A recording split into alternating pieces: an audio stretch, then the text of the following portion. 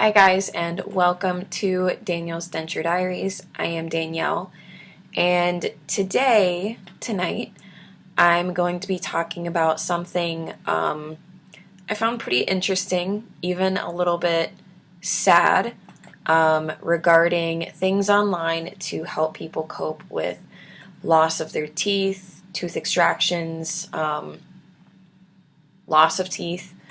I've done a video like this before, but I did find something. I don't recall seeing this before, specifically what we'll talk about here in the beginning. But essentially what I wanted to do is I wanted to add a video talking again about coping with the loss of teeth, having dentures.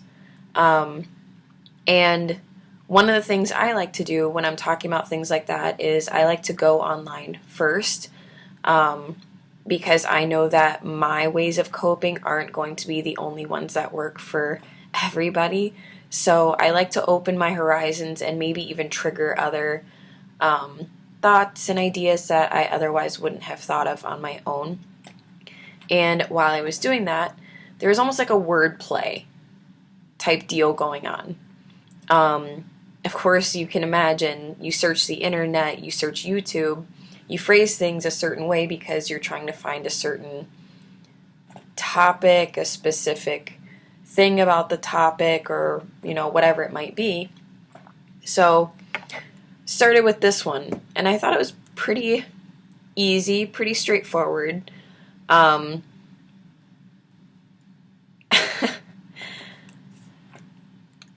So the way I put it is I went into Google, just your search engine, and I put how to cope with having no teeth.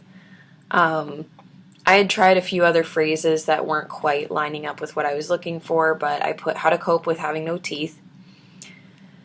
The first thing that comes up from TitanDentalCare.com is, depending on the number of teeth missing, a dentist may recommend bridges, crowns, inlays, onlays, or fillings. There are also dental implants, which work great for people without any teeth. As a permanent solution, patients never have to worry about problems going forward. A dental bridge is a possibility as well.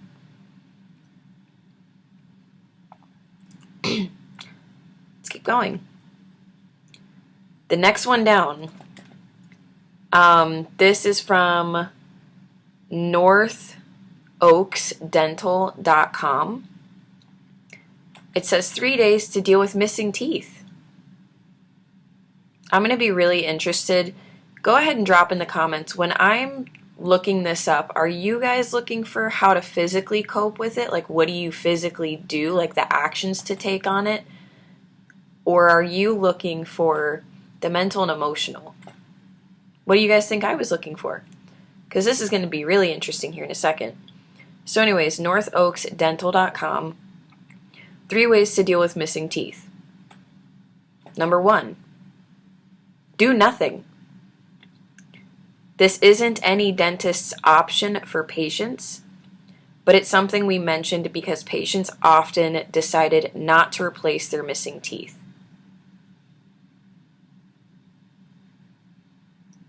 I mean, I can imagine doing nothing is, of course, an option for anything in life, but okay. Number 2, use bridges or removable dentures. Okay. Sorry guys, I have a cough drop in my mouth to try and minimize coughing. Those last 2 videos I posted I think are going to be pretty disruptive. If you guys want me to redo those videos, please just let me know. I'll do that. Number 3, replace teeth with dental implants.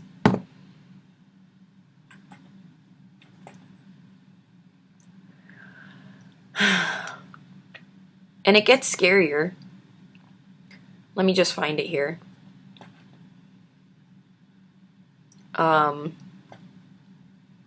Here we go. Here's where so I literally went through the phases of like, okay, that was kind of not what I asked for. Okay, that's an annoying answer. Listen to this one. This is from midpenndental.com. The effects of missing teeth on your mental and physical health. Yeah. Your diet may suffer. You can no longer enjoy certain foods, some of which may be crucial to your health, such as apples or nuts. Limited chewing can affect... I didn't even click into the website.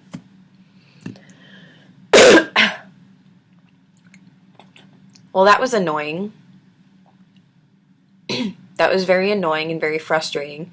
And honestly, if you guys have suggestions of better ways of phrasing the question, please drop it in the comments.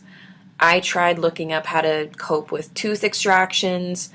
Basically, a lot of it was, oh, the dentist is going to make sure you're comfortable and, you know, you're nice and numb or you're asleep. And I'm not looking for that. How do you cope with the physical loss of essentially half your face? Is no one else talking about it? Is no one else gonna bring it up? There's people have searched like, how do you cope with the surgery or anything like that afterwards too? Sure, but I'm looking for the mental and emotional. The physical, I think we all can pretty much agree. We have a pretty good understanding that things physically are going to be affected. The things we're going to eat are going to be affected. It's almost not even necessary to have that instillment of additional fear, especially where it's not necessary. Here's the thing, guys. I chop up my apples, like I cut it in half again. I take those halves, I cut them in half, I cut the core out so that I just have the slices of apple like you get in the bags from McDonald's. I talk way too much about McDonald's, I'm sorry. And I can eat those. A co-worker of mine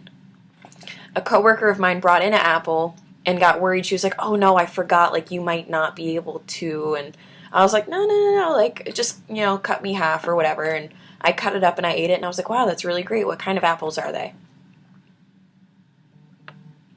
There's no need to create fear. Nuts, yes, that's a thing. Pretzels, chips, yeah. There are certain recommendations, but okay, I'm done with the tangent. I just wanted to bring it up how that is why this group exists.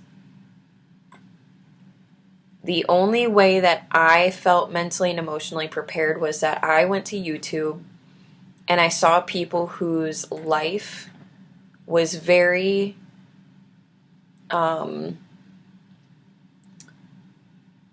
relatable to me. Whether it was the age, whether it was the fact that they like to talk a lot, whether it was the fact that they just were afraid of having dentures or whatever it was, or they went through some kind of an extreme circumstance where they didn't have an option to not get dentures. And here they were, they're talking, they look great, they're going on about life as though nothing had even changed. And I told myself, okay, so I can do that too. I've yet to really have heard anyone go in on the mental and emotional things that can happen when you remove all of your teeth. And I know that not everyone here on this channel lost all of their teeth. Some of you may have lost one, none, 4, whatever it may be. In my circumstance, it was all of them at one time except for one, and then eventually that one too. So where was the actual preparation for that, other than the fact that I created those privated videos in order to put up a safeguard for myself and a fail-safe that to this day chokes me up? That's why I got my dentures, and it's a absolute solid reminder of that. So, okay, now I'm done. um, I did have to rephrase it, and for those of you who may be offended that I used the words I did, I'm sorry. It's not my intention. I was trying to find a way to search another phrase or word, how to cope with, and have it replicate or mimic that loss without talking about losing a loved one, but losing something for yourself. I didn't try like losing your sense of identity or when your looks are impacted or anything like that. What I did look up was I put how to cope with loss of limb. I'm sorry again if that offends anybody here who, you know, I don't know. I'm sure someone may be offended. It wasn't my intention. The fact that we wear prosthetics, your dentures are a prosthetic. I mean, I guess I could be talking about nothing. I could be saying something. I don't know. But that's what I did. And this was what I found when I changed how I searched. Again, Google, search engine, how to cope with loss of limb. Here are a few positive ways to cope with loss of limb. Let me actually click into that website. This is at pamhealth.com. The print is so small. It goes into the emotional effects. It goes into the social factors. Age, personality, occupation, support. Medical factors that can impact the emotional effects. Current condition, reason, preparation time, complications. You know what? I think this is actually the exact same website I was talking about previously, because this all reads very familiar.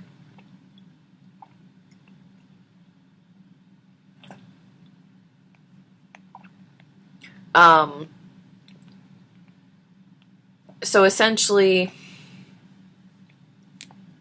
I'm pretty sure I went through the entire website and kind of read it off and reacted to everything and gave my own perspective. But again, pamhealth.com. There's a small list here, like toward the middle of the page, that says how to cope with an amputation, positive ways to cope with limb loss. Number 1 is acknowledge your feelings. Embrace the suck. Sorry, I skipped ahead. That's the next one. Acknowledge your feelings. Hey, I'm ticked off. I'm annoyed. Why should I have to do this? Why me? This sucks. Oh, never mind. No, I was right. The next one is express the negative emotions. I guess I would say create your own video diary. Write in a diary. Talk to a friend. Talk to your loved one. Talk to your parent. Talk to your cat. Whatever you need to do, paint about it. But really whatever it is you need to do to get it out and off your chest. For me, I did a lot of verbal venting randomly here and there to like friends, family I had at the time. And I mean, that was about it. But the most I ever truly actually felt relief was when I did the privated denture diary videos, because that was something I knew was going to go to a purpose, and it wasn't going to be just something I said and okay, well now it's gone and out the window. It was set up to be used for my benefit later. Connecting with others. So it could be, you talking to that friend or loved one. What I really think on now is connecting with others who are in a like or similar situation. Hi, we're all here. Welcome. Finding a purpose. So I would say something that I find reassurance in, two things, is with my medical circumstance that I was born with, no enamel, it's rare.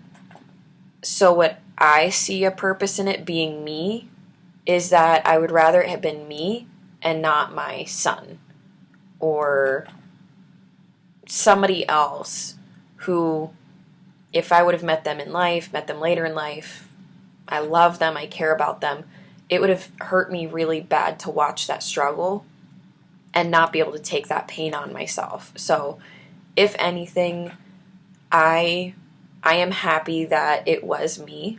Sorry, there's a fly. I'm happy it was me, and especially not my kid. Like, that would just be way too much. The other purpose that I've found is that there's a quote, and I'm trying to remember what movie it's from. It's from a football movie, I think.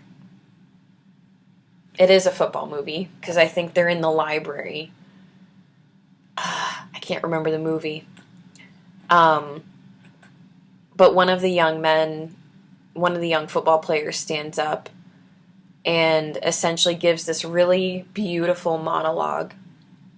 And the bottom line to it is, when we share our story, when we embrace our story, we are giving other people permission to speak their own truth, own it, and live their lives unashamed, unembarrassed.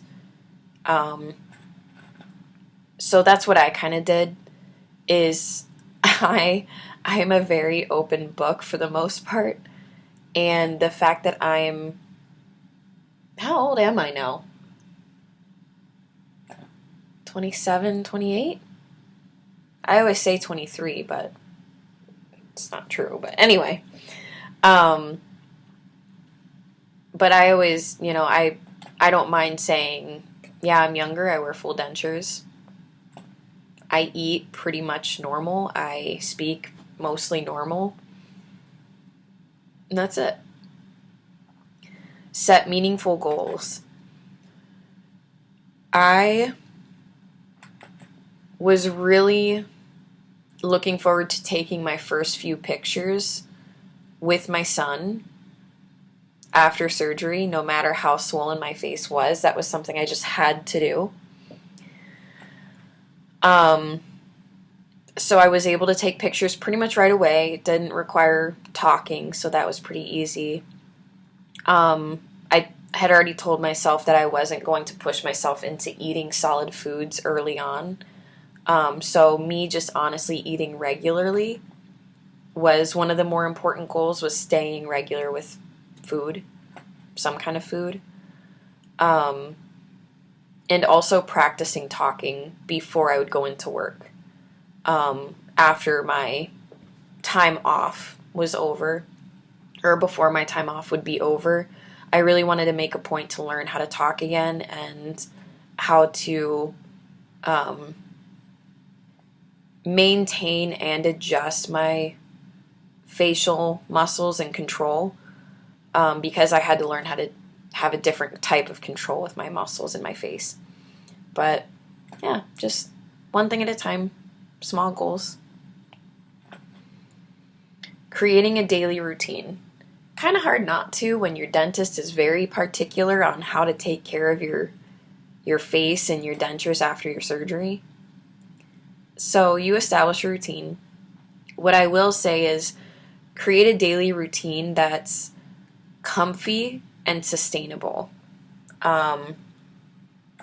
So for me, what that ended up looking like is that I kept my pain medications next to the bed, easy access. So when I had to take them I think it was 4 hours on the dot, it was easy, it was efficient.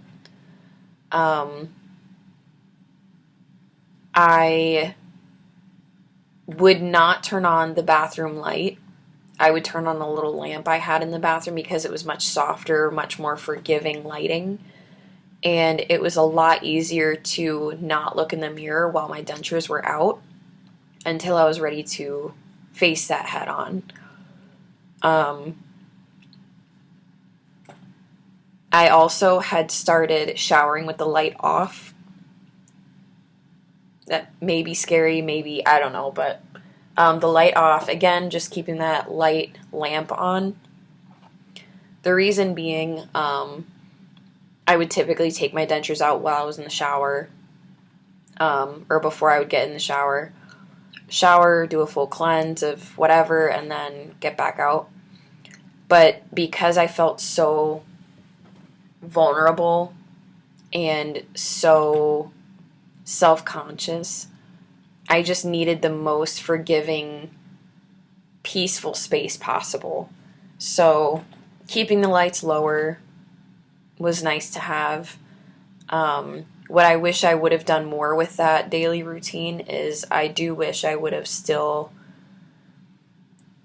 gotten out of bed and went for a walk during the day, or something to just get me out of bed, because at some point you stay in bed for so long and you're like, all right, this is old. And embracing optimism. So one of the biggest things that I lean on when you guys are talking about thinking about it, how scared you are, how nervous, something I really like to keep in perspective for myself personally, and I like to bring it up to you guys, is, but what are the possibilities if you did it?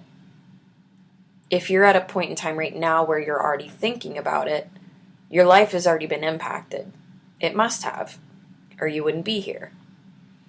So keeping in mind where you're at right now, if you were to do this, where do the possibilities go? And to an even harder extent, and I don't ask anyone this here, I don't think I ever will, because it would be a very, very tough thing to discuss, and if anything, you can email me about it. If you're comfortable, you can talk about it down in the comments. Totally up to you guys. But what if you didn't do it? Would, I guess, be one of the more important things. If you didn't do it, if I didn't do it, I would not be engaged. I don't think I would have been able to have kept my job. My confidence would be a lot lower over time because it was rapidly dropping. Because my teeth weren't getting any better. My crowns were only falling apart more by the year. It seemed like every year that went by I was losing at least 1 to 2 more crowns. And I also think about how all of that would have impacted my son. Obviously, me losing my job, that would impact him directly. If I'm in a bad mood and I'm always sad and upset, down on myself, well, first of all, what kind of an example am I setting for my kid? Second of all, my mood probably towards him and around him is probably crappy. Definitely not what I would want it to be. And not taking those pictures with him, like I've probably said 200 times here. So I think about those things. Well, just now, this is actually the first time I'm really thinking about it now. To be honest. But that's a harder question to ask, is what if you don't? And then put it into perspective. If you did it, what would the pros be? So honestly, I think just keeping those in mind were very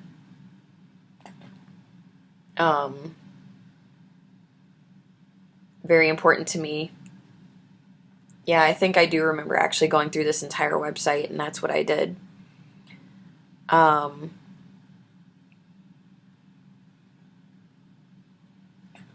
will say, because this brought up a very good point.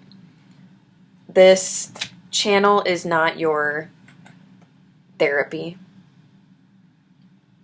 That's the truth.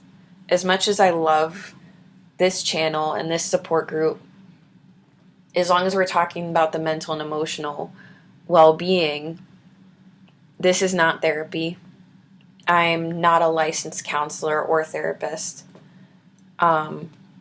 If any of this is persisting, if any of this does not go away over time, if it doesn't lessen over time, please go get help.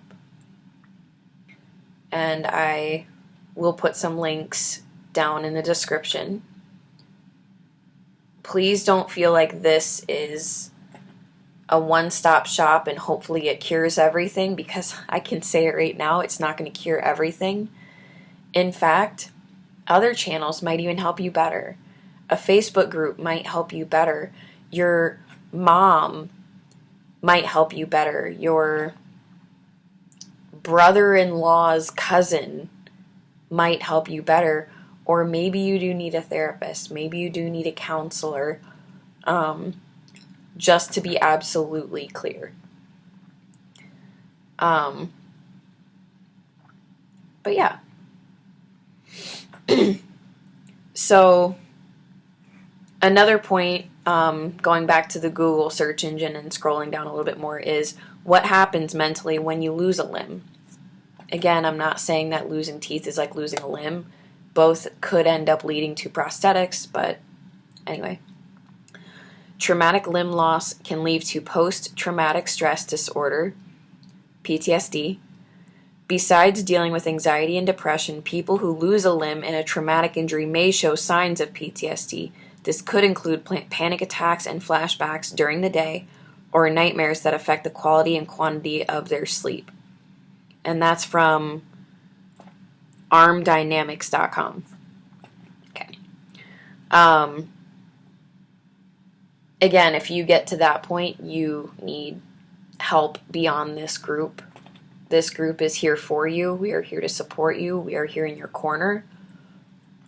I'm not licensed, and I don't believe anyone in the comments is going to be able to efficiently or thoroughly help anyone enough. Unless they are a therapist that's in your town and you guys talk and then you schedule an appointment. But anyways, hopefully no one gets to that point of PTSD. You being upset, reasonable, makes sense. Grieving the loss, that makes sense. Getting to a point where you have an actual PTSD is more. That's a little bit heavier. Let's see.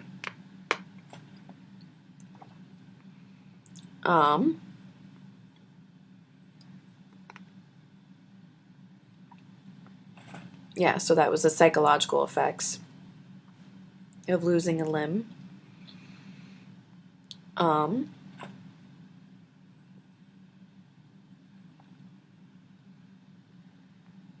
Something else that came up is phantom limb abstract. Phantom limb syndrome is a condition in which patients experience sensations, whether painful or otherwise, in a limb that does not exist. It has been reported to occur in 80 to 100% of amputees and typically has a chronic course, often resistant to treatment.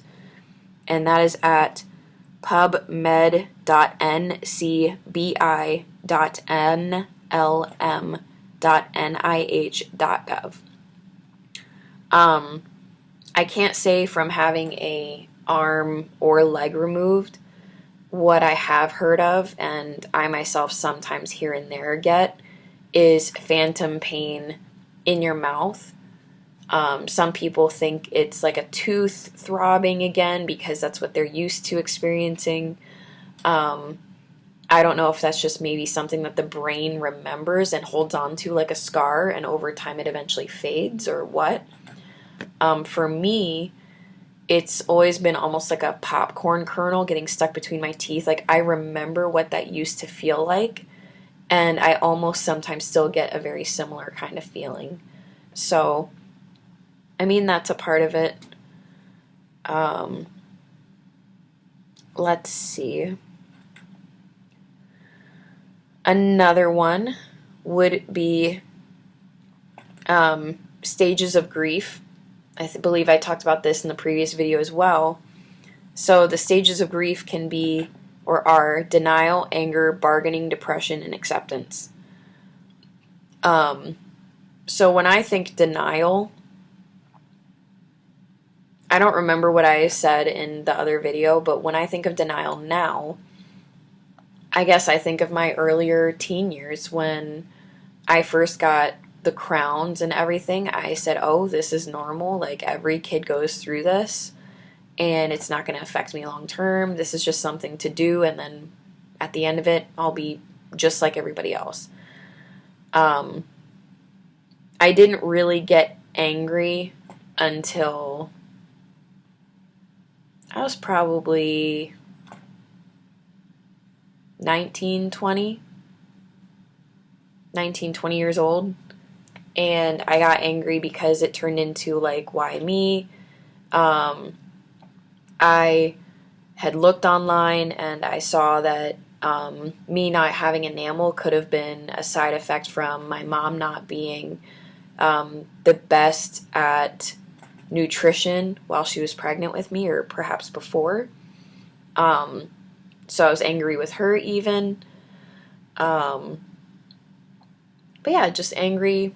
Why? Like, who does this to somebody? And no one did it to me. It's just my rationale, I guess. Bargaining. I'm not really sure how bargaining would tie into my situation. I guess if I had to kind of go with it, I would say when I was trying to keep my crowns, I was trying to, tell myself, oh yeah, I'm going to pay you out of pocket for veneers again or something. I don't know. I'd gotten on the phone with health insurance companies, and I would ask them, how many crowns are you going to cover? How much of the surgery are you going to cover? And they would all say no, and I would get into a tiff with them for nothing because it's not their fault, which would correlate with anger again. And then came depression, just complete and utter defeat. I thought it was save my crowns or that's it. That's the towel in. That's it. That's what other answers could there be? And then acceptance wasn't really fully a thing in my life until I started watching YouTube videos of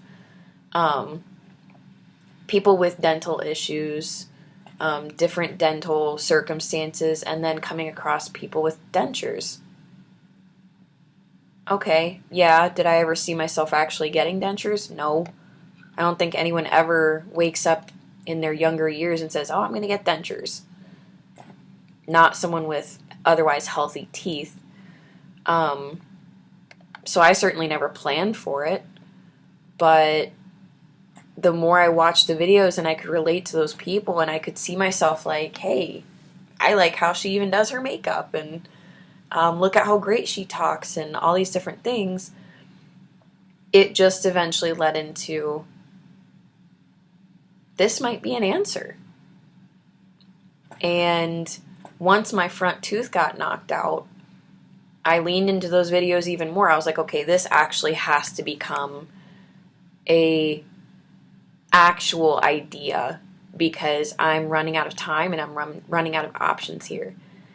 And I watched Heather B. Denture Diva at the time.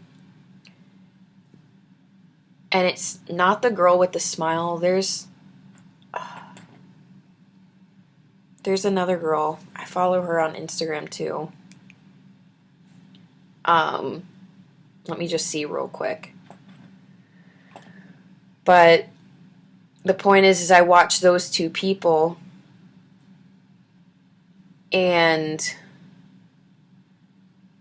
let me see. It might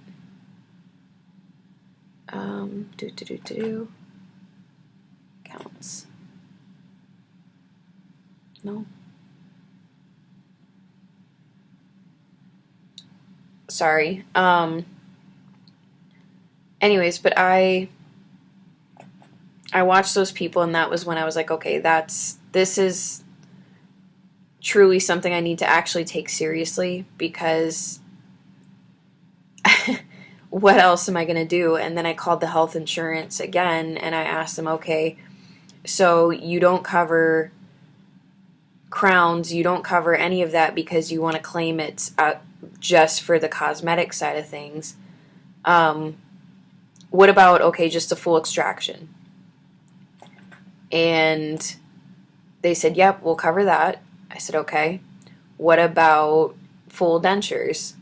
And they said, yep, depending on how you work that with your dentist, yeah, we'll do that. I need to find her because I don't think I've yet to shout her out.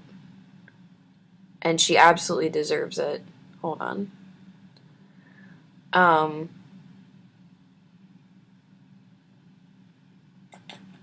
No, not that one. Sorry, it's late and my contacts are also starting to act up now.